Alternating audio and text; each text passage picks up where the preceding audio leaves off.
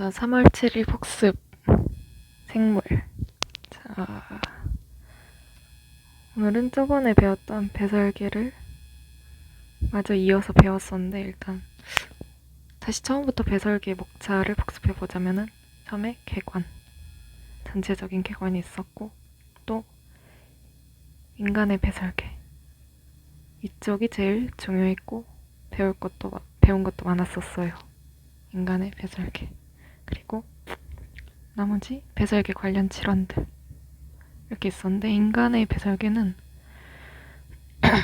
구조가 이렇게 생겼었고 또 기능 중에 제일 큰 기능은 여과 또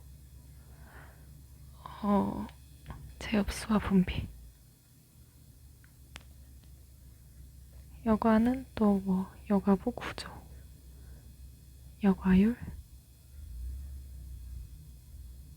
여과율 조절, 또 이게 자가 조절과 외부 조절의 관점을 다르게 봐줘야 되고, 제흡수와 분비는 세포별로 뭘 제흡수하고 뭘 분비하고 물이 어디서 흡수되고 이런 것들, 그리고 반려중폭계의 소변이 어떻게 농축이 되고 농축이 되는 것의 의미는 무엇인지 반려중폭계에서 배웠고, 3번은 이 제흡수와 분비가 어떻게 조절이 되는지 RAAS나 AMP나 바소프레신톤을 통해서 호르몬들이 조절을 하고, 그리고 pH, 산염기 조절, 산증과 대사성 산증과 호흡 산증 이런 것들을 타입 A 세포와 B 세포가 조절할 수 있다 이런 것들 했었고, 그리고 물질들 뭐 포도당, 아미노산, 칼슘, 칼륨 이런 것들, 그리고 파라아미노 어쩌고 pH, 그리고 pH와 포도당의 그래프 그리는 게 중요했었다.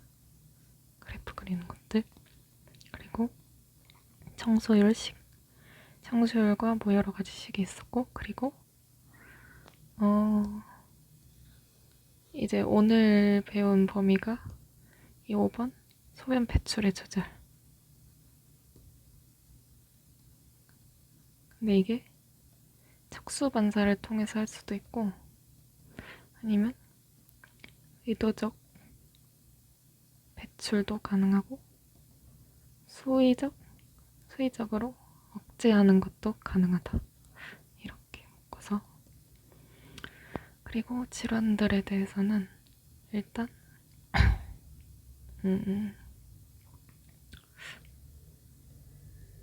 네 가지가 있었는데, 하나는 영어가 너무 기억이 안 나요. 그냥 신장에서 항상성 조절이 안 되는 그거를 진짜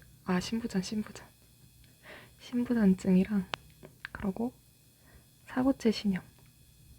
이거는 그 사고체 기점막이 파괴돼가지고 단백뇨가 나오게 되고 약간 그런 거고, 그리고 요붕증은 또 중심성과 신성이 나뉘는데 이거 두 개 구분을 그래프 보고 할 수 있어야 되고, 그리고 마지막으로 요로결석이 있었어요. 그리고 나서 체온 조절 밑에 놨어. 체온 조절. 그 다음으로 체온 조절 단원으로 넘어갔거든요. 여기는 그냥 용어? 외온동물과 내온동물, 그리고 변온동물과 항온동물 이런 것들이 있고, 또 이런 얘기도 했었고, 그리고 제일 중요했던 게 뭐 인간의 체온 조절. 이거는 뭐 그 표를 그냥 하나 외우면은 뭐 충분할 것 같아요. 이렇게 생긴 표가 막 있었는데. 그리고 무슨 체온 조절에서만 특별하게 쓰이는 뭐 그래프 해석하는 법 이런 그래프만 이렇게 있었는데, 하여튼 체온 조절은 이렇게 됐고, 그리고 나서 이제 식물을 드디어 들어갔어요. 식물은 덩어리도 크고 배우는 것도 많고 외울 것도 많고, 우선 식물의 구조를 알아야겠죠. 구조. 식물의 구조가 어떻게 생겼는지. 그리고 그러면 그 구조를 통해서 이제 식물이 양분 흡수를 어떻게 하는지. 그리고 이제 식물도 지들이 막 조절을 하고 그러고 살 테니까, 식물의 호르몬. 식물도 호르몬이 식물을 조절하게 되고, 그리고 또 광수용체. 이거는 어떻게 보면은 뭐 빛에 의한 조절인 거죠. 호르몬이랑 이렇게 묶어가지고, 이거는 뭐 식물의 조절에 관한 내용이었고, 그러고 나머지 하나는 식물의 방어 기작.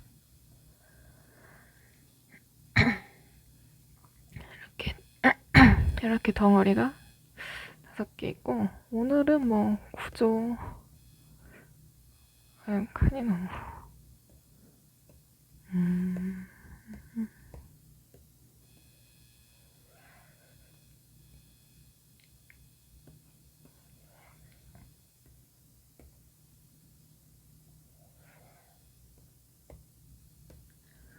일단 구조는 이게 그 식물이 제일 작은 단위인 세포부터 조직계, 그리고 기관, 개체 이렇게 되는데, 동물하고 다르죠. 동물은 여기 기관계가 끼고 조직계가 없는데, 하여튼 일단 구조를 보려면 이렇게 역순으로 보는 순서대로 책이 있더라고요. 책이 그렇고. 그러면 일단 기관을 볼 거다. 그리고 조직계, 다음은 조직, 그리고 세포를 마지막으로 본다. 양분 흡수는 또 3개의 크게 카테고리로, 일단 흙에서 이온이 어떻게 이동하는지, 흙의 양분성, 그리고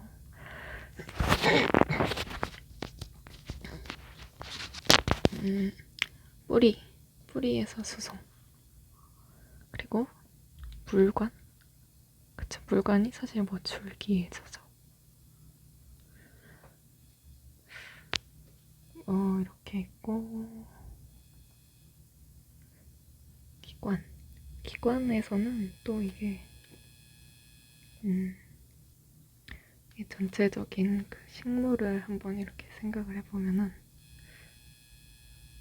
이렇게 뿌리가 있고, 줄기가 이렇게 있고, 잎이 이렇게 있고, 또 이렇게 뭐 꽃이 이렇게 피고, 그리고 씨앗도 이렇게 생길 거 아니에요. 그냥 보통 식물. 그래서 여기서부터 이렇게 배운다. 여기는 뿌리서부터 줄기의 구조를 보고, 그리고 잎의 구조를 보고, 다음으로는 꽃을 보고, 다음으로는 씨앗을 볼 것입니다. 그리고 뿌리는 또 처음에 뿌리의 모양에 대해서 배우고, 그리고 뿌리가 어떻게 성장하고 어떤 구조를 지녔는지, 그리고 변형된 뿌리들의 예시에 대해서 알아보고, 또 줄기도 외부 구조, 그리고 내부 구조, 그리고 여기도 줄기의 구조가 어떻고 성장이 어떻게 되는지, 그리고 또 변형된 줄기들에 대해서, 변형된 줄기들에 대해서 배우고, 또 외부 구조, 또 내부 구조, 그리고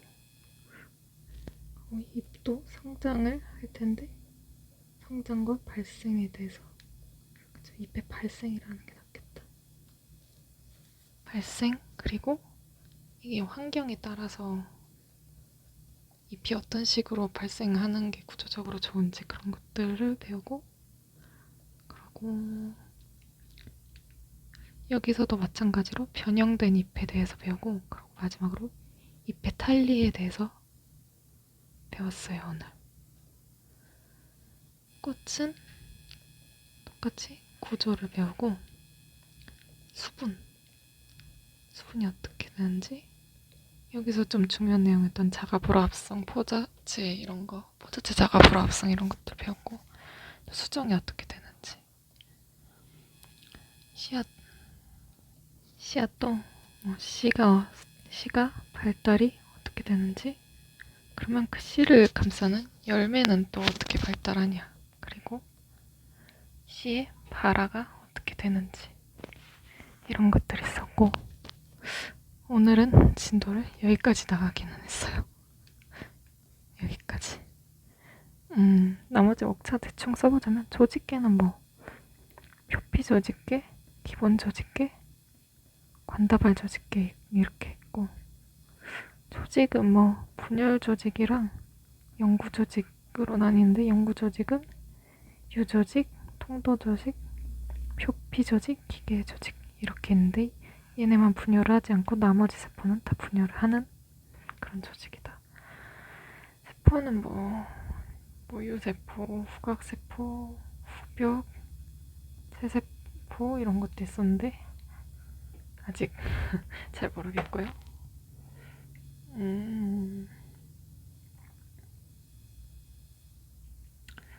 호르몬들은 지베렐린, 옥신, 프라시노스테로이드. 4번은 이틸렌, 이거는 히토키닌, 앱시산 이런 호르몬들이 있었고, 광수용체는 크게 청색광 수용체와 적색광 수용체로 나눠요. 그리고 방어기작은 병원균에 대한 그런 방어기작이 있고, 아니면 초식동물, 나머지는 기타인데 온도나 염분, 침수 스트레스 이런 것들이 있습니다. 오늘 벌써 목 찼는데 이렇게 시간이.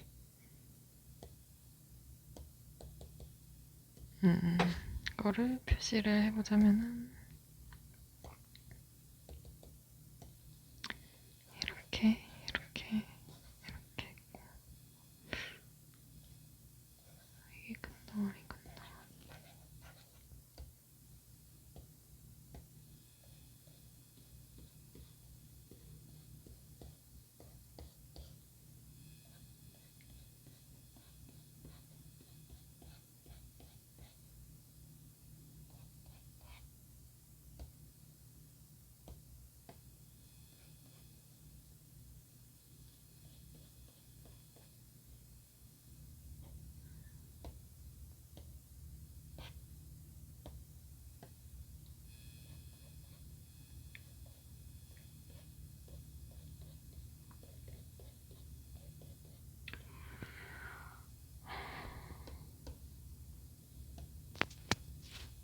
그러면 여기 소변 배출의 조절부터 가봅시다.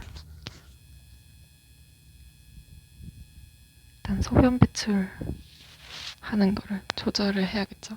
근데 그러면 일단 그 소변이 방광이 저장되고, 그러고 요도를 통해서 나가는데, 이 요도를 조절하는 괄약근이 두 개가 있어요. 이거 하나가 위요도 괄약근이고, 하나는 내요도 괄약근인데, 이게 외여도괄약근은 골격근이라서 수의적 조절이 되고 내여도괄약근은 평활근입니다. 그래가지고 이게 소변 배출 조절하는 게 세 가지가 있는데 하나는 척수반사를 통해서 조절되는 거고 나머지 두 개는 이게 수의적으로 조절이 가능한 건데 의도적 억제, 의도적 배출을 할 수 있다. 척수반사는 그냥 오줌이 방광에 이렇게 차면은 방광이 이렇게 커지면서 주변을 눌러요. 그러면 그 누르는 압력이 신경으로 전달이 돼가지고 이게 그 외여도괄약근을 이완시키면 소변이 배출이 되는 거예요. 의도적 억제나 의도적 배출은 이 외여도괄약근이 골격근이니까 의도적으로 억제하려면은 얼마든지 힘줘서 오줌 참을 수 있으니까 이것도 골격근으로 의도적으로 억제를 하는 거고 밑에 것도 마찬가지로 골격근으로 이렇게 힘을 주면은 오줌이 나올 수가 있으니까 그러고 이제 이거 복압을 이렇게 늘릴 수가 있잖아요. 힘을 줘가지고 그렇게 소변 배출 조절할 수가 있고 이제 다음은 배설계 관련 질환들인데 1번이 이거 또 영어 기억이 안 나. 그러니까 이게 신장의 항상성 조절에 어떻게 문제가 막 이렇게 신부전. 신장이 좀 부진하다, 영부전하다 이렇게 신부전. 신장의 항상성 조절이 안 되는 거. 그거를 통틀어서 신부전증이라 하는데 이게 뭐 배출이 안 돼가지고 뭐 독성 물질이 쌓이는 것도 이것도 신부전증의 일종이고 대사선산증 이런 것도 사실 신장이 산증 이런 거를 알칼리증 이런 걸 조절을 하는 건데 그게 안 되는 거면은 또 이것도 신부전증이라 할 수 있고 그냥 그런 것들 그냥 신장이 이상하면은 뭐 신부전증이다. 그 다음에 사고체 신형 이거는 그 사고체의 기저막 이게 저번에 이렇게 생겼는데 이 부분이 기저막이었는데 이 부분이 원래는 단백질을 투과를 안 시키고 특히 염증이나 단백질은 투과를 더 시키고 이런 성질이 있었는데 여기가 자가면역 질환으로 파괴가 된 거예요. 그러면은 뭐 단백질들이 일로 줄줄 빠져나오면은 이게 단백뇨가 되게 되고 그러면은 혈장 단백질이 줄어들어요. 혈장 단백질이 줄면은 이게 조직으로 이게 이렇게 흘러나와서 몸에 부종이 생기겠죠. 다음은 요봉증. 요봉증은 이게 신성 요봉증과 중심성 요봉증이 있는데 이거는 아예 그 뇌하수체 후엽이 망가져가지고 바소프레신 분비가 바소프레신 분비 자체가 아예 안 되는 거고 이거는 뭐 신장에 바소프레신 수용체 이상이라던가 아니면은 뭐 신장에서 이상한 거면은 신성 여봉증이다. 이거 두 개 구분을 어떻게 하냐면은 이런 그래프가 있었는데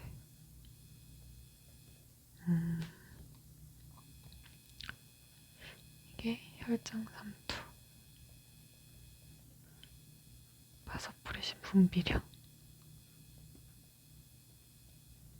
또 일단 이거부터 해보자면은 이게 혈장 삼투량이 이렇게 계속 느는데도 바소프레신 분비가 안 되는 거면은 이거는 중심성 이건 뇌하수체 자체가 이상한 거고 만약에 혈장 삼투압이 계속 높아지면서 바소프레신 분비는 되는데 그래도 요봉증이다 이러면은 이게 신장에서 바소프레신을 못 받아들이는 거니까 이게 신성 요봉증이 되는 거고 그 다음에 또 무슨 그래프가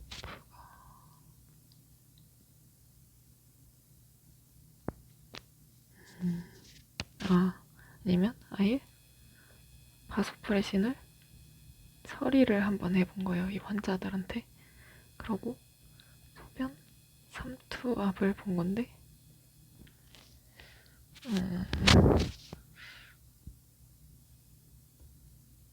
만약에 항인형 호르몬을 처리해서 소변 삼투압이 낮다 그러면은 이게 물을 제흡수를 안 하니까 소변의 농도가 계속 낮은 거겠죠? 이게 항인형 호르몬을 직접 처리했는데도 소변의 삼투압이 낮다, 이게 물이 제흡수가 안 된다, 이거는 이게 신성인 거고. 근데 만약에 항인형 호르몬을 처리했는데 소변의 삼투압이 점점 올라간다. 소변의 삼투압이 올라간다는 거는 내가 내 몸으로 물을 제흡수를 했다는 거니까, 이거는 항인형 호르몬 처리를 하면은 일단 물은 제흡수는 된다. 그러면 이게 중심성인, 이런 식으로 그냥 신성이랑 중심성 구분만 잘 할 수 있으면 된다. 그리고 4번은 요렇게 써있는데,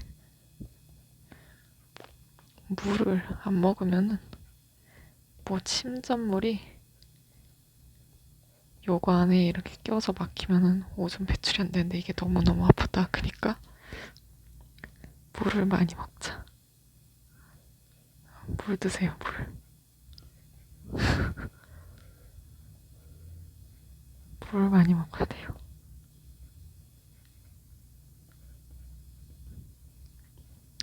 이렇게 해서 배설계가 끝났었고,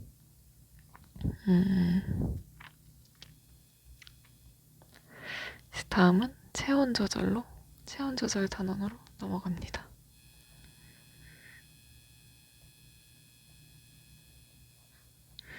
체온 조절은 제일 중요했던 그냥 인간의 체온 조절 그래프가, 일단 온도 수용기가 말초에 있는 피부 온도 수용기가 있고, 그리고 머리에 시상하부 온도 수용기가 있어요. 시상하부는 항상성 조절을 하는 데니까 그냥 웬만한 온도, 산투 이런 거는 다 조절하는 것 같아요, 시상하부가. 일단은 피부 온도 수용기에서 만약에 피부의 온도가 낮다 그러면은 우리 몸의 설정점을 올려요. 반대로라면은 피부의 온도가 높아지면은 몸의 설정점을 낮추겠죠? 그러면은 이제 이 2번 시상하부 온도 수용기에서 그 설정점과 현재 이 머리의 온도랑 비교를 하는 거예요. 그래서 최종적으로 만약에 지금 이 설정점보다 현재 온도가 낮다 이러면은 설정점만큼 온도를 올리는 그런 기작들을 하게 되고, 만약에 설정점의 온도가 현재 온도보다 낮다 이러면 이제 몸의 온도를, 체온을 낮추는 기작을 하게 되죠. 만약에 설정점 온도보다 현재 온도가 높다 그러면은 체온을 낮추는 기작을 해야겠죠. 이때도 교감이 관여를 하는데, 이게 특이하게 아세틸콜린을 분비하는 특이한 교감, 이게 그때 땀샘에서 자율신경계 예외하면서 배웠었던 땀 분비하는 한선에 연결되는 신경은 교감신경이 특이하게 아세틸콜린을 분비하는 그런 신경이 연결되어 있었고, 만약에 그럼 반대로 체온을 올리는 기작들은 어떻게 되느냐, 이거 여러 가지 호르몬, 대사를 하는 호르몬, 코티솔이나 갑상선 호르몬, 티록신 이런 게 대사를 촉진하는 걸 그렇게 올릴 수 있고, 아니면은 갈색 지방에서 서모제닌 이런 게 열 발생을 높이니까. 그리고 또 간단하게 그냥 근육을 떨 수도 있고, 근육을 떨면 뭐 열이 발생하니까. 또 체온을 올리는 그런 게 여기 또 하나 있었는데, 그 LPS, 그 내독소, 그게 이렇게 오면 대이식 세포에서 인터류킨 1이 이렇게 분비된다. 그러면은 이게 시상하부에서 프로스타글란딘을 분비를 하면은 이게 또 체온을 이게 설정점을 상승시키게 되면은 이 설정점이랑 또 현재 온도랑 비교해가지고 체온을 올리는 기적들을 이렇게 진행하게 됩니다. 그리고 또 뭐 여성 생리주기 중에 그 프로게스테론이 또 설정점을 올리는 그런 효과가 있었다고 언급을 했고, 이게 그냥 인간의 체온 조절의 단데 동물, 외원동물, 내원동물, 그리고 뭐 변온동물이랑 항온동물이 있는데, 이게 엄밀히 따지자면 다른 거긴 한데 거의 얘가 얘고 얘가 얘기는 해요. 외원동물은 그 주변의 온도에 의해서 자기 체온이 결정되는 애들이고, 내원동물은 그냥 자기가 대사를 통해서 자기 몸의 대사로 인해서 자기 체온이 결정되는 애들인데, 그래가지고 자기 몸의 대사로 체온이 결정되는 애들이니까 애들은 거의 몸의 온도가 일정한 거고, 변온동물은 또 외부에 의해서 체온이 결정되는 거니까 뭐 오락가락할 수밖에 없죠. 그리고 피시오볼륨 레이시오가 작은 애들일수록 대사를 많이 한다. 그러니까 찍찍이들. 이게 대사를 많이 한다라고 하면 안 되고, 그러니까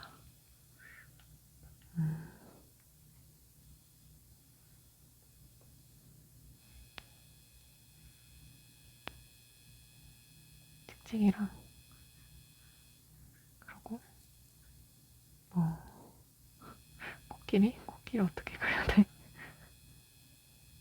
코끼리 이렇게. 코끼리 엄청 크잖아요.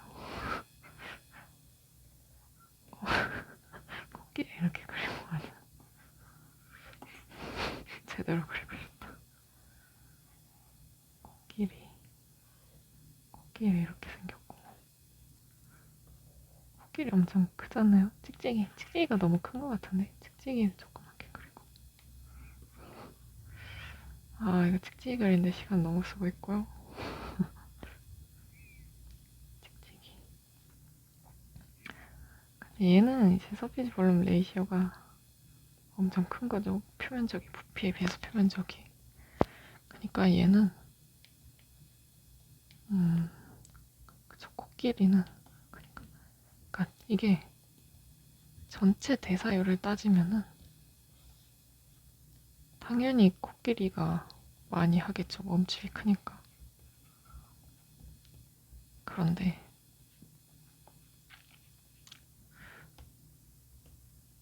얘가 부피가 100이라고 치고, 아니다, 얘는 부피가 아니고 얘는 부피가 한 10 정도 이렇게 돼요. 그러면은 단위 부피당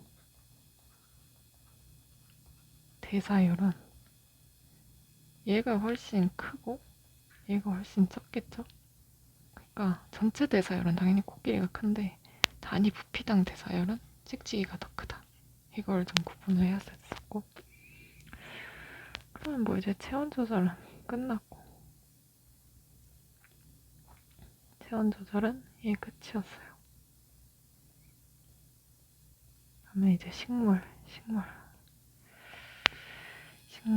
하러 가자. 식물은 오늘 뭐 구조 중에 기관밖에 안 했으니까. 일단 이 기관도 이렇게 뿌리에서부터 밑에서부터 이렇게 올라가면서 하나씩 보는 그런 구조였는데, 일단 이 뿌리를 먼저 볼 거예요.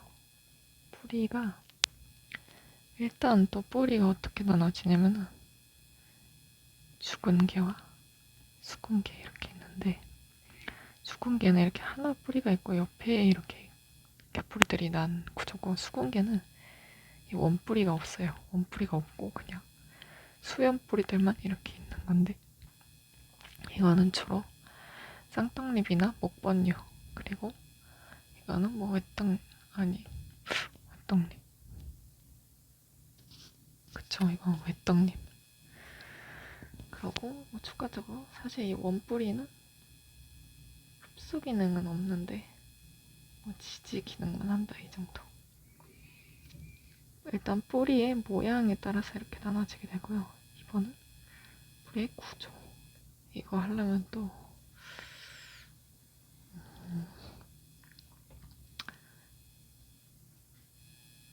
이거 그림 대충 해서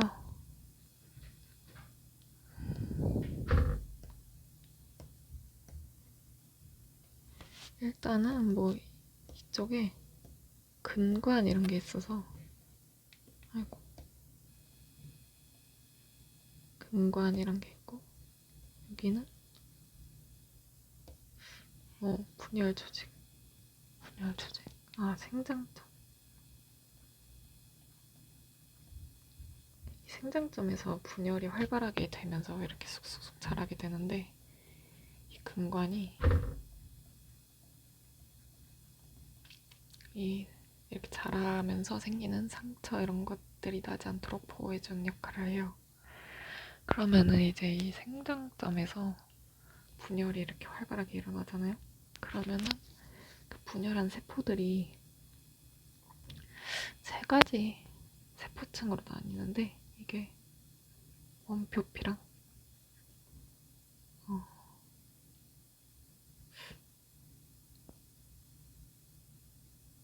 전형성층, 원표피랑 전형성층이랑 기본 분열 조직 이렇게 되는데, 이 원표피는 표피 구조를 만들고, 전형성층은 나중에 그 중심주가 되는데, 중심주는 이게 뭐 체관, 물관 이렇게 있는 구조고, 또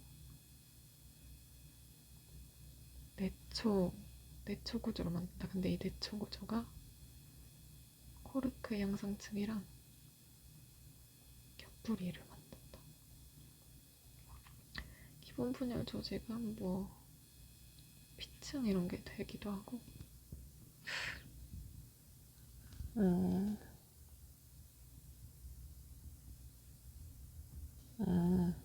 피층과 대피가 되는데, 얘는 또 카스파리데를 만든다. 그리고 표피는 얘가 또 뿌리털을 만들 수 있어요. 이렇게 돼 있고, 여기 겉에서부터 피 이렇게 있고, 피층, 피, 내피, 내초, 체관, 물관 이런 식으로 이렇게 갈수록 안쪽으로 있는 건데,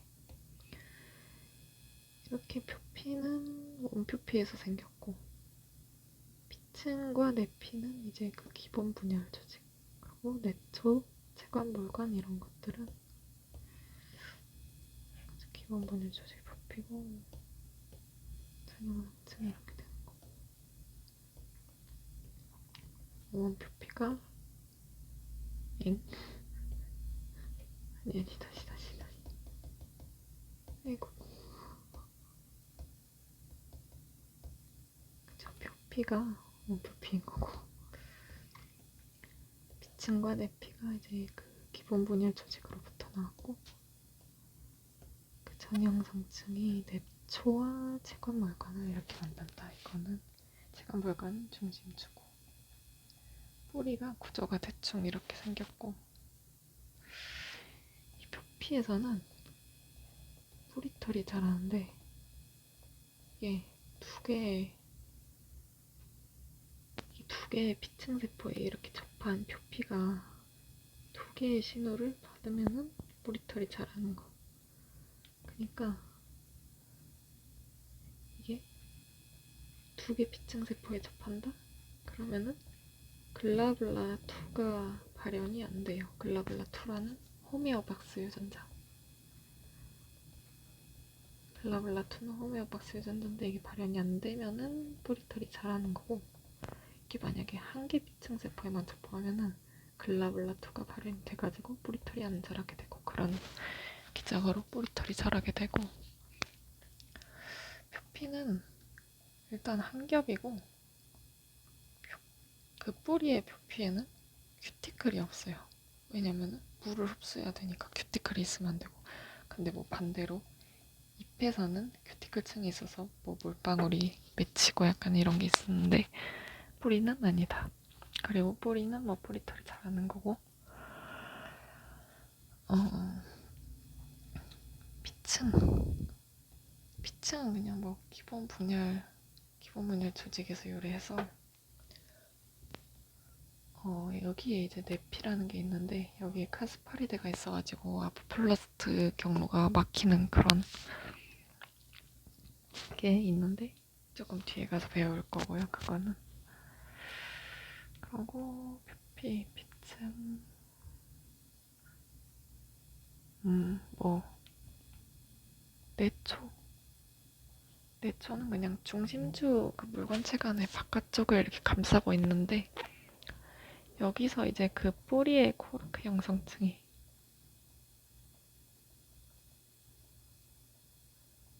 있는데, 이게 그 뿌리 이기 성장에 좀 중요한 역할을 뒤에서 할 거고,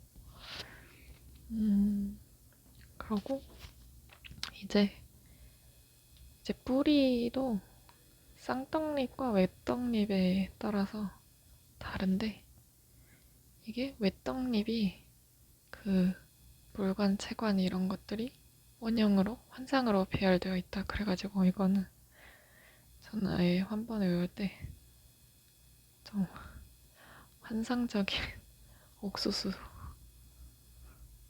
수염 자 이렇게 외워가지고, 옥수수는 외떡잎이고, 이게 수염이 뿌리니까 옥수수 수염차가 그 옥수수 뿌리로 만든 거니까 저는 이 음료수 좋아해요. 옥수수 수염차. 하여튼 그래서 맛있어가지고, 이게 옥수수 외떡잎에 옥수수 뿌리는 환상으로 배열되어 있다 이렇게 하고, 쌍떡잎은 그러면 뭐 반대로 뭐 산재되어 있는 그런 구조겠죠. 근데 기본적인 구조는 뭐 이거랑 비슷하다 이렇게 생겼고, 그 다음에 구조 다음에 뭐 변형된 뿌리 이런 것들이 있었어요. 변형된 뿌리. 네, 이것도 진짜 많은데 이건 시험 직전에 그냥 한번 읽고 들어가려고. 이거는 지금도 못 읽고 하고, 일단 중요했던 게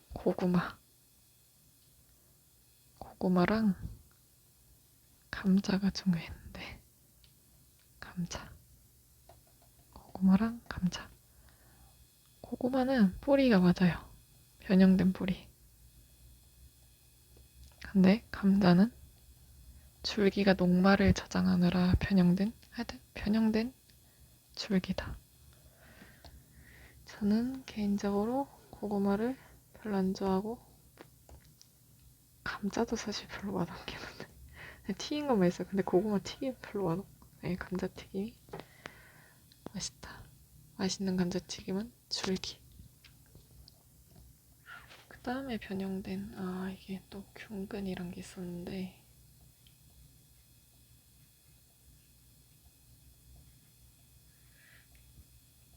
이게 균이랑 뿌리랑 식물이랑 상리공생을 하는 거예요. 뭐 식물은 뭐 균한테 양분 이런 거를 줄 수 있겠고, 균은 뭐 해주지?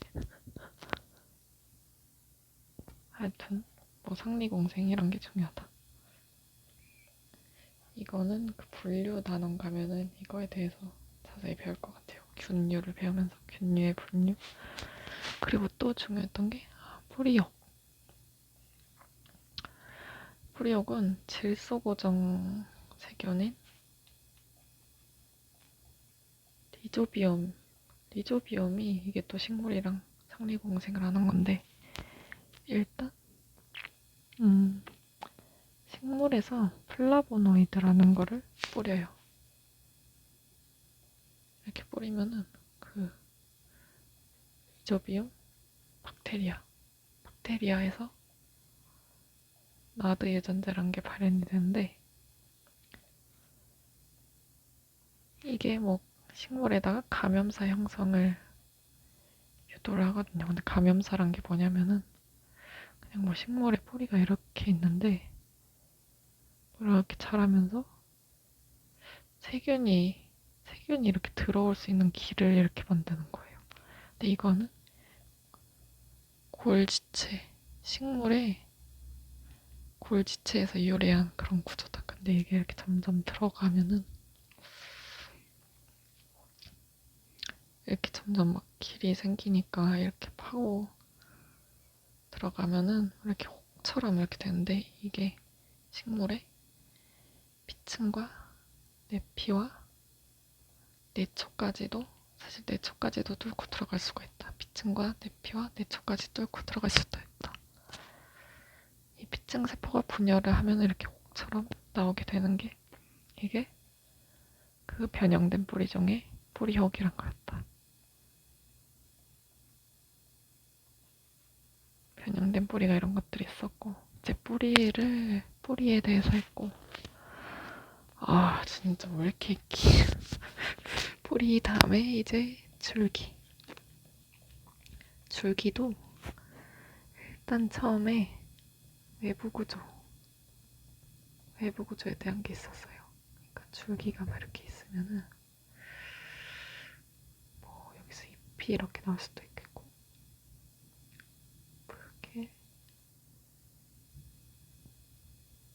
이렇게 있는데,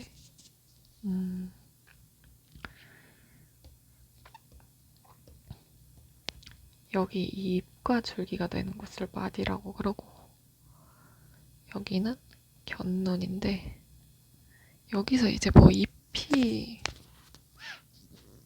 맞죠? 여기는 뭐 분열 조직, 잎이 나올 수도 있고 꽃이 나올 수도 있나? 하여튼 여기는 끝눈, 끝에 있어서 끝눈인데, 그냥 여기를 이제 또 슈트 정단부라고 하기도 해요. 이 슈트란 거는 뭐냐? 그냥 이렇게 땅에 식물이 있으면은 그냥 이 흙 밖으로 나온 부분을 다 통틀어서 슈트라고 해요. 외부 구조는 이렇게 생겼고, 이제 내부 구조는 이것도 뭐 뿌리랑 비슷한데, 이렇게 점점 좁혀요. 그쵸, 여기가 원표피 이렇게 있고, 기본 분열 조직이나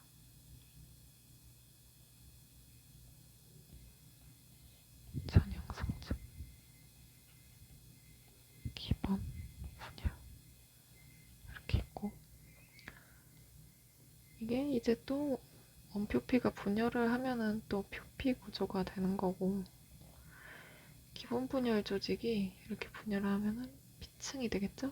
또 그리고 이제 뭐 전형성층이 분열을 해서 뭐 채관, 불관 이렇게 있는 거고, 근데 또 전형성층 안쪽에 있는 기본 분열 조직이 분열을 하면은 이게 수가 될 수가 있어요. 색깔을 표시를 해보자면 원표피가 뭐 부피가 이렇게 분열이 되는 거고,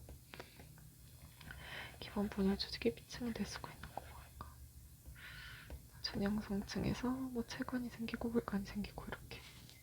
그리고 이 끝부분에서 뭐 잎이 날 부분을 이게 여번기라고 하는데, 여기가 처음에는 그 원표피랑 기본 분열 조직만 있다가 이게 옥신 신호가 오면은 또 뭐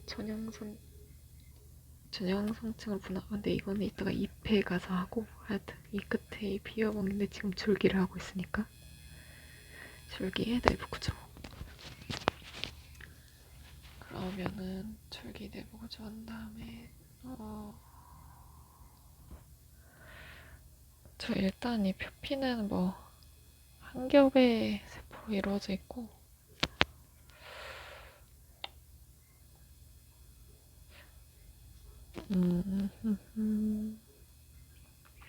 여기서 중요했던 거는 여기도 쌍떡잎 식물과 외떡잎 식물의 줄기 구조가 다른데 아까랑은 또 반대예요. 아까 뿌리는 외떡잎이 관다발이 환상으로 이렇게 돼 있었는데 여기는 여기 줄기에 외떡잎의 줄기는 산재가 돼 있어요. 그래가지고 얘는 아예 수랑 기본 분열 조직이 수랑 피층이 구별이 안 되나? 아니 수랑 피층이 구별이 안 돼가지고 이거의 구분이 안 되는데 쌍떡잎은 이렇게 안쪽이 확실하게 수고 여기가 관다발이 이렇게 원형으로 되어 있는 거를 이거를 줄기랑 뿌리랑 반대니까 헷갈리면 안 된다. 그 다음에 이제 줄기의 생장에 대해서 했었는데 성장? 근데 이게 이제 부피 생장이다. 아까 그 뿌리에서는 아니다. 줄기 성장이 이제 그 두 가지로 될 수가 있는데 첫 번째가 관다발 형성층이 그리고 코르크 형성층을 통해서 될 수가 있는데 근데 이 부피 생장은 이기 생장인데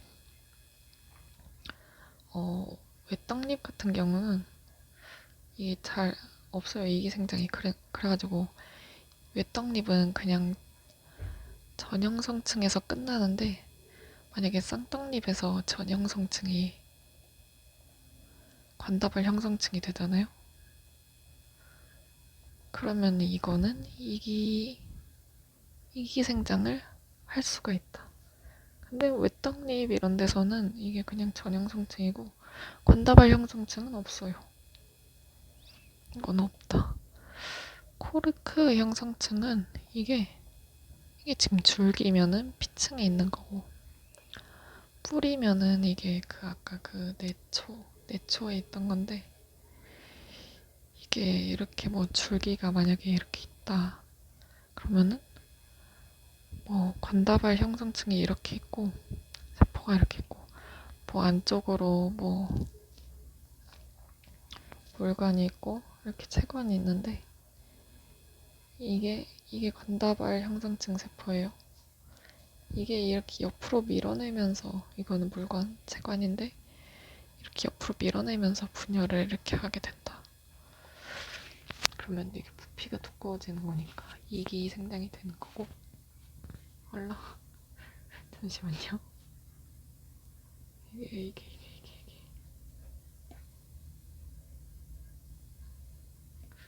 이거 이렇게 되면은 흑백으로 녹화가 되나? 원래 이때 잘하고 타블렛 화면이 꺼지는 건데 식물을 하고 자야 되니까 이거 또 잠깐 끄고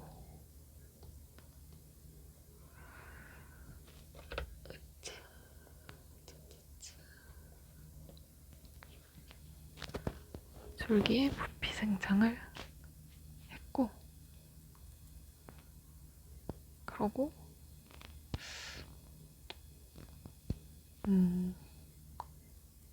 뭐 코르크 세포는 뭐 바깥으로 가면서 이게 뭐가 침착되나 슈베린이 침착돼가지고 이거는 뭘로 했어요? 책을 다시 봐야 될 것 같고 줄기의 생장과 그거를 하면은 그럼 이제 또 변형 줄기에 대해서도 하는데 선인장 다육이들 있죠 우리 다육이들 이런 것들은 이 가시가 사실 잎이 변형된 거고 근데 잎에서 원래 광합성을 해야 되는데 잎이 이렇게 가시가 돼버렸으니까 이 덩어리 이게 줄기인데 이게 광합성 기능을 한다. 그러니까 이게 변형줄기, 선인장에서의 변형줄기. 나머지는 몰라요. 나머지는 시험 직전에는 뭐 보기 봐야 되는데 지금은 뭐 모르겠고. 아까 또 뭐 감자 했어. 감자돌이. 고구마가 되고 싶은 감자돌이. 하지만 감자는 줄기입니다. 요즘 아니다 이런 말. 네. 그 다음에 이제 잎도 외부 구조가 있고 내부 구조가 있는데 이거는 그 8단원에서 했었고 그냥 뭐 이건 다 일기 조직이다. 잎이 뭐 두꺼워지지 않는다. 그리고 외부 구조는 이거 쌍떡잎이랑 외떡잎이 이렇게 나눠지는데 쌍떡잎이 옆평 맞아 쌍떡잎 옆평 얘가 옆초 약간 그냥 쌍떡잎 병신 이렇게 외우면은 쌍떡잎이 옆병과 옆신 이런 거를 편하게 외울 수 있죠. 쌍떡잎 식물이 괜히 욕을 먹고 슬프겠지만 쌍떡잎 옆병 옆신 그 외부 구조와 내부 구조를 했으면은 이제 잎의 발생 아까 그 여봉기 구조가 이렇게 처음에 있는데 이게 처음에는 그 신호를 받기 전에는 원표피와 기본 분열 조직 이렇게 있다가 그 옥신 신호를 받으면은 이 뭐 가운데에서 여기가 또 이 위치가 그 전형성층으로 변하면서 원표피 또 기본 분열 조직 이렇게 전형성층으로 나중에 옥신신호를 받고 나중에 분화가 된다. 처음에는 이 두 가지 조직으로밖에 안 이루어져 있었는데 그리고 이제 환경에 따라서 잎 두께가 어떻게 되냐 이것도 더 팔에서 했던 건데 잎 두께가 두꺼운 게 양지식물이고 뭐 잎 두께가 이렇게 얇은 게 음지식물. 당연히 뭐 너도 밤나무 본 적이 없어서 그냥 이건 약간 상식적인 그런 느낌으로. 그리고 다음으로는 이제 또 변형된 잎에 대해서 했었는데 이것도 아까 그 선인장 하이 그냥 그 선인장 잎 말고는 이것도 그냥 그 나중에 변형된 잎이 뭐가 있지? 그래 뭐 선인장이 제일 중요하고 잎의 탄리 잎도 가을이 되면은 이렇게 떨어지는데 일단 에틸렌 신호가 오면은 그 분해 효소도 막 만들어지고 세포 분열이 그 분리층 여기서 막 이렇게 세포 분열이 일어나면은 이게 잎이 이렇게 떨어지고 남은 흔적은 이제 엽흔이 된다. 그러니까 이 에틸렌 신호가 오게 되는 게 에틸렌 신호가 오면서 에틸렌 민감도가 증가하게 되고 잎 다음에 이제 그 꽃에 대해서 하면은 꽃도 그 ABC 시스템의 그 매즈 도메인 이거에 의해서 뭐 수술, 암술, 꽃잎, 꽃받침 이런 식으로 발달을 하게 되고 구조가. 그 다음에 수분. 이게 그 자가 수분이 되는 애들이 있고 타가 수분이 되는 애들이 있는데, 자가 수분이 되는 애들은 자가도 되고 타가도 되는데 타가 수분만 하는 애들은 또 자가 수분이 안 된다. 이런 내용이 있었고, 자가볼 화합성에 대해서 했었는데, 그 배우체 자가볼 합성이 있었고 포자체 자가볼 합성이 있었는데,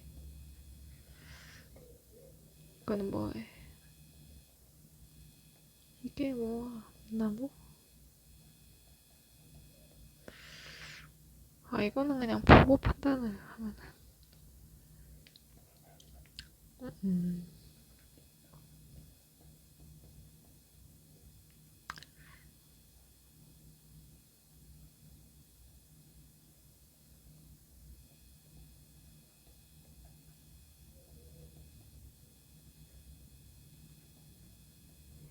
이거는 만약에 이거는 그 배우자가 배우체 그러니까 이 그 꽃가루 하나면은 이게 S1이거나 S2이거 둘 중 하나인데, 이게 이 꽃가루가 여기 붙거나 여기 붙으면은 어떻게 해서든 못 자라겠죠, SLS는. 근데 이 개체에 S1이 붙으면 못 자라겠지만 S2가 여기 붙으면 충분히 자랄 수 있다. 여기는 다 자랄 수 있는 거.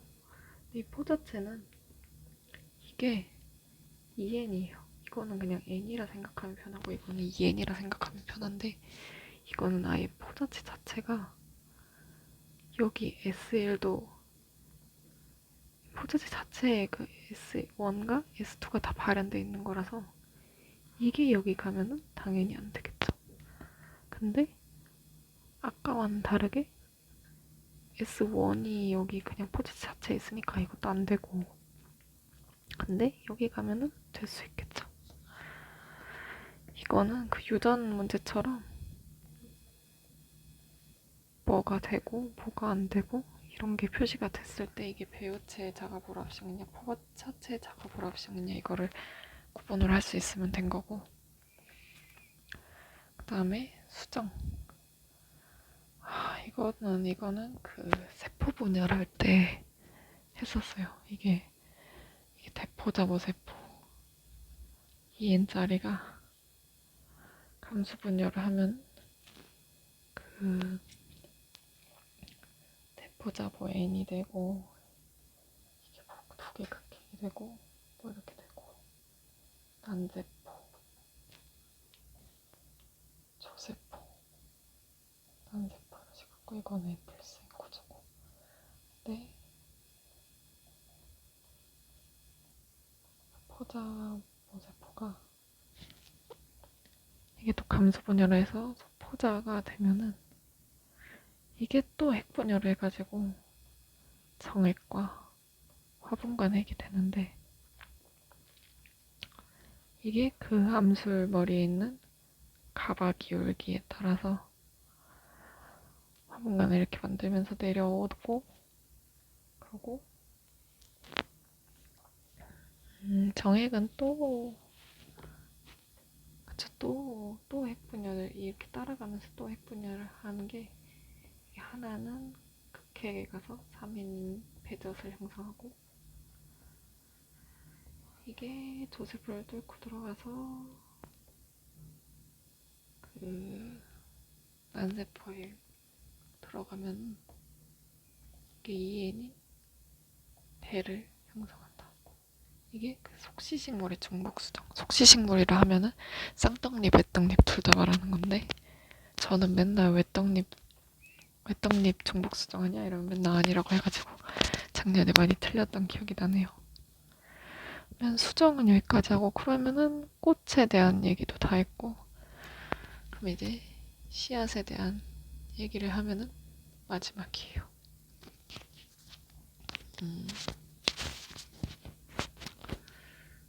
처음에 씨 발생이 어떻게 되냐. 그리고 열매의 발생. 그리고 씨의 발화가 어떻게 되냐. 이건데, 와, 여기는 진짜 잘 기억이 거의. 이게 이렇게 처음에 바닥 약간 어떻게 되더라.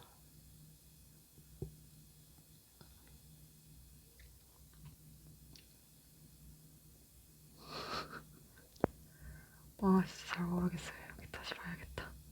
근데 이 바닥이 여기래요. 바닥. 여기 진짜 잘 모르겠다. 졸려서 모른다 하는 건 아니고요. 열매 발생. 이거는 또 가과가 뭔지가 중요한데 이게 사과랑 딸기가 있다. 근데 이거는 이제 화탁이 열매가 된 거고. 그쵸? 그러니까 원래 열매는 이게 씨방이 발달이 된 건데 복숭아 같은 거. 복숭아 여기 이렇게 씨 있고 이렇게 있으면 이게 씨방인 건데 원래 열매 부분이. 가과는 씨방이 아닌 부분이 열매가 된 걸 말하는데 이게 뭐 사과, 딸기, 파인애플, 완두콩 이런 것들이 있는데 이것도 뭐 지금 봐봤자 시험 직전에 나 한번 보고 들어가려고. 지금은 몰라요. 이게 씨발 아닌가? 좀 이상한데. 씨앗에 봐라. 씨앗에 봐라 어떻게 되냐. 이것도 뭐 쌍떡잎이랑 개떡잎이랑 달랐냐. 진짜 이것도 잘 모르. 이게 자엽초 형성하는 거였고 쌍떡잎은 몰라요. 모르겠어요. 별로 관심이 없어서 이게 씨앗에 바라는 별로 중요하지 않았던 것 같아요. 제 생각에 아마도. 그러면은 오늘 전체적으로 복습이 끝났는데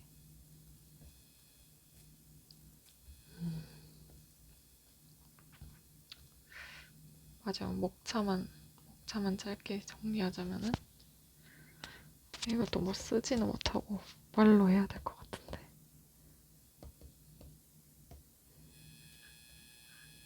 일단 배설기에서 크게 세 덩어리가 있었죠. 하나가 개관, 그리고 인간, 그리고 질환 이렇게 있는데 이것도 구조, 기능, 물질들 그리고 청소율, 소변 배출 조절 이렇게 썼는데 기능에는 여가와 재분비와 재흡수와 분비 그리고 여과에는 또 여가부 구조가 어떻게 되는지 여과율 그리고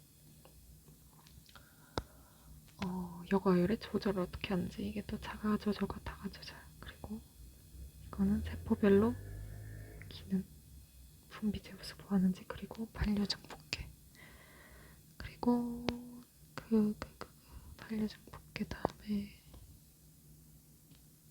재흡수와 분비의 조절 다음에 이거는 뭐 pH 조절 이렇게 했었고 물질들 뭐 여러 가지 그리고 청소율식 또 조절을 하는데 세 개가 있었다. 척수반사로 무의식적으로 조절하는 거는 그 골격근, 의여도 괄약근을 이어가지시키는 거고 그 수의적으로 내가 배출 조절을 할 수 있다 참았다가 웃었다가 이런 식으로 질환은 그 신부전이 이렇게 있었고 그 다음에 사구체 신염 사고체 기점막이 파괴돼서 단백질이나 혈장 단백질이 줄어서 부종이 생기는 그리고 요봉증은 중심성과 신성 그리고 여러 결석 이런 게 있었고 체온 조절은 뭐 그냥 그 표 외우면 돼요. LPS 대시기가 인터류키1 그리고 시상하부에서 PG가 나오고 이게 설정점을 올리면은 시상하부에서 비교를 해가지고 맞는 기작을 실행하고 피부에 말초 수용기와 그게 외부 온도의 설정점을 올리거나 낮춘다. 이거를 하면 되고, 식물은 덩어리가 되게 많았는데 구조, 그리고 그런 구조로 양분 흡수를 어떻게 하는지, 그리고 이제 식물도 조절해야 되니까 식물의 호르몬으로 조절을 할 거고, 그리고 또 빛으로도 조절을 할 수가 있죠. 광소형체, 그리고 방어기작, 이렇게 있는데, 방어기작은 또 병원체에 대해서도 할 수 있고 초식동물에 대해서도 할 수 있고 자스만능 같은 거, 그리고 온도, 염류, 침수, 이런 스트레스들. 그리고 광소형체는 청색 광소형체와 적색 광소형체가 이렇게 있고, 호르몬은 또 6개가 있었어요. 지베렐린, 옥신, 브라시노스테로이드, 그 에틸렌, 시토키닌, 앱시스산 이렇게 있었고, 양분 수송은 일단 토양에서 어떻게 양분이 되고, 그 다음에 토양에서 뿌리로 빨려 들어온 게 어떻게 되는지, 그리고 이제 그 양분이 줄기를 통해 어떻게 되는가. 구조가 이게 여기 밑에서부터 이렇게 올라왔었죠. 이파리. 1번이 뿌리, 2번이 줄기, 3번이 잎, 4번이 꽃, 5번이 씨앗, 이렇게 있는데, 거의 이거를 설명하는 거는, 아이고 이거 색깔을 이렇게 만들었었는데, 그쵸. 이 카테고리가 구조의 카테고리 아닌가? 하여튼 뭐 중요하진 않지만, 일단 뿌리의 모양이 어떻게 생겼고, 죽은 게 수건 게, 그리고 뿌리가 구조가 어떻게 되고 어떻게 뭐가 분화하는지, 그리고 변형된 뿌리, 이것도 1번과 2번이 내부 구조, 외부 구조에 관한 거였고, 3번이 줄기가 어떻게 생기고 각 구조의 특징은 무엇이고 이런 것들을 하고, 또 변형된 줄기에 대해서 했어요. 잎은 좀 많았는데 1번과 2번이 또 잎의 구조에 관한 거였고, 그리고 잎의 구조를 배우고 나서 잎이 어떻게 만들어진지, 그 다음에 그 만들어진 잎이 환경에 따라 어떻게 모양이 바뀌게 되고 적응을 하는지, 그리고 변형된 잎에 대해서 배우고, 그 다음에 잎의 탄리에 대해서 배우는데, 에틸렌 민감도가 높아져서 뭐 잎의 그 끝부분이 분열을 하고 막 분해 요소들이 만들어지고 이런 것들. 그리고 꽃의 구조가 어떻게 생겼지, 그리고 수분이 어떻게 되는지. 근데 이제 수분이 자가수분이 되고 타가수분이 될 수 있는데, 거기서 불화합성에 대해서 한다. 그리고 수정은 그 중복수정, 속시식물의 중복수정이 제일 중요했었고, 그 대포자모세포가 어떻게 감수분열을 해서 대포자가 되고, 소포자모세포가 감수분열해서 소포자가 된 게, N자리 소포자가 핵분열을 해서 정액과 화분간액이 되고, 화분간액이 뚫고 들어가면서 정액이 또 두 개의 정액으로 나뉘어서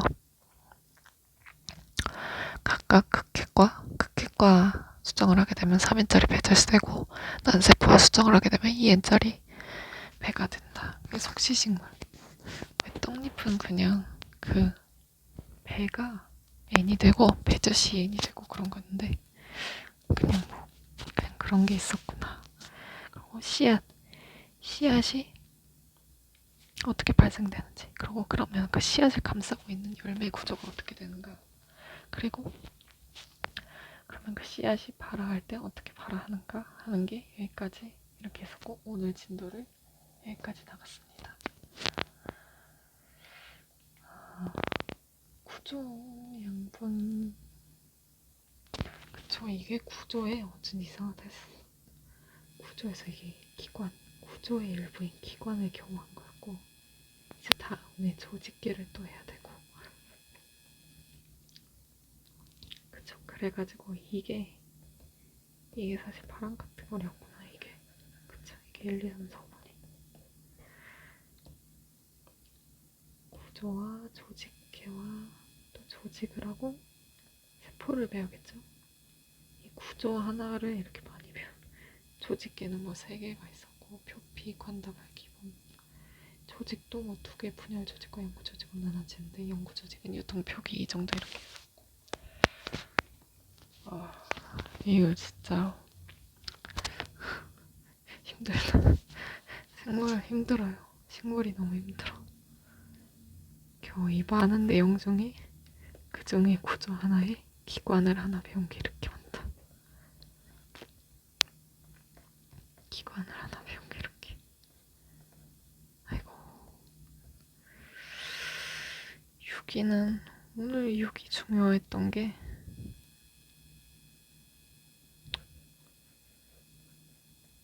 엔자임 만들 때 뭐 유도 이거 있으면은 무조건 베타가 메이저다 뭐 이런 거. 유기는 뭐 입장인지 기억이 안 나. 물리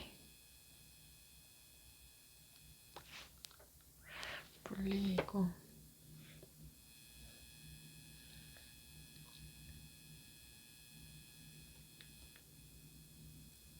초점을 지난 빛이 평행하다. 그러면은 이 빛은 어떻게 되고 이 빛은 어떻게 되겠는가 이거를 봐야 되는데 근데 사실 이거는 이 빛을 가까이서 썼다고 해도 되지만 렌즈를 왼쪽으로 이동한 거랑은 똑같은 효과죠. 이거는 뭐 렌즈를 오른쪽으로 이동한 거랑 똑같은 효과니까 어차피 같은 얘기니까. 근데 이런 거에 그거는 이거를 만약에 이렇게 쏜다? 그러면은 이 초점에서 나간 빛이니까 당연히 평행을 지나겠죠? 근데 이 노란 거는 이렇게 되는데 이 노란 거의 끝을 자꾸 띠 이렇게 기울였다고 하면은 이게 이렇게 기울어졌으니까 이게 이렇게 나가겠죠? 그러면은 파란 빛은 발산을 하게 된다. 파란 빛을 쏘거나 근데 이 파란 게 막 진동수의 차이가 있는 게 아니라 그냥 구분을 하기 위해서 만든 빛이고 이거의 그 진동수는 다 같아요. 다 같은 단색광이고 근데 만약에 빨간 빛처럼 하면 이것도 이 평행한 초점 기준으로 쏘면은 이것도 평행하게 나갈 텐데 이거를 이렇게 올렸다고 생각을 이렇게 하면은 이 그리는 법만 잘 알면은 그러면 이게 이렇게 되겠죠? 이게 이렇게 올라갔으니까 이거는 방금 아까 이렇게 올라간 거고 그러니까 이거 선생님이 하듯이 이 팔 가지고 막 이렇게 막 기울이는 놀이를 하던데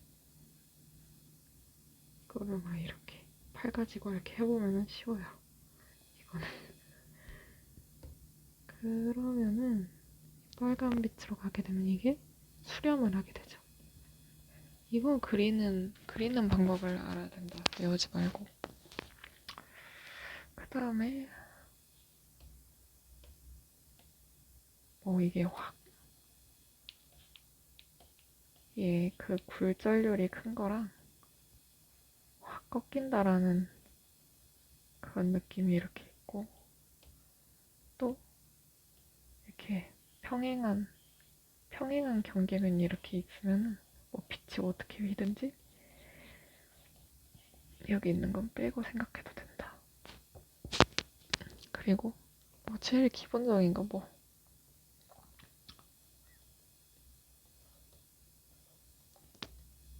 오목 렌즈랑 볼록 거울이 이게 수렴한다는 거 아니 발산한다는 거 얘는 발산하는 애들 그러니까 뭐 이런 게 이렇게 있으면은 평행한 빛 이거 초점으로 들어가냐 막 이러면 이렇게 하면 안 되고 그냥 발산이 되는지를 한번 꼭 생각해 봐야 된다. 그리고 뭐 렌즈를 뭐 물에 담그거나 뭐 예를 들어서 뭐 이렇게 휘는 공기 중에서 이렇게 했는데 만약에 이 렌즈를 퐁당 물속에 담갔다 이러면 그 굴절 차이가 적어지는 걸까 약간 이렇게 덜 휘는 그런 거를 기억을 하면 되고 이게 확 꺾인 게 이 렌즈의 굴절률이 만약에 3이라고 한다. 근데 물에 대한 렌즈 상대 굴절률이 한 2라고 한다? 그러면은 공기 중에서의 속력이 C다가 렌즈를 들어오면서 3분의 1C가 이렇게 된 건데, 이 말은 어떻게 된 거지? 하여튼 물에 있을 때보다 렌즈를 지날 때 속도가 2배 줄었다. 근데 이 공기에 있는 거는 3배 줄었다. 이게 그 굴절류의 차이에 대한. 이거랑 뭐 문제 풀고 끝났었는데 그냥 이게 제일 중요했던 것 같아요. 이거를 이렇게 왔다 갔다 할 수 있느냐. 그러면 오늘 복습이 대충 끝났죠?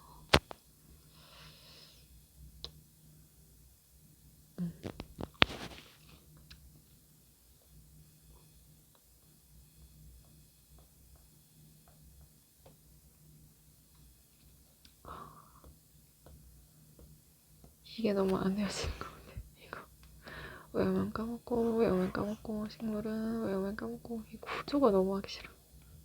구조가 너무 하기 싫고 차라리 호르몬 이런 건 괜찮은 것 같은데 구조는 진짜 좀 별로. 감자돌이만 적고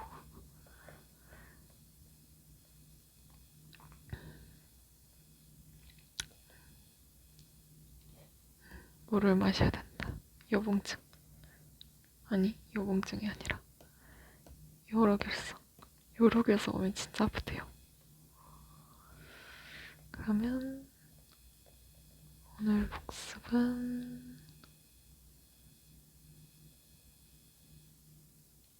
여기까지 이렇게 하면 될 것 같아. 왜 이렇게 안 좋지 화질이. 좋아졌다.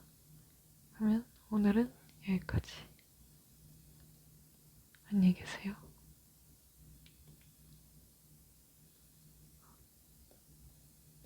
바이.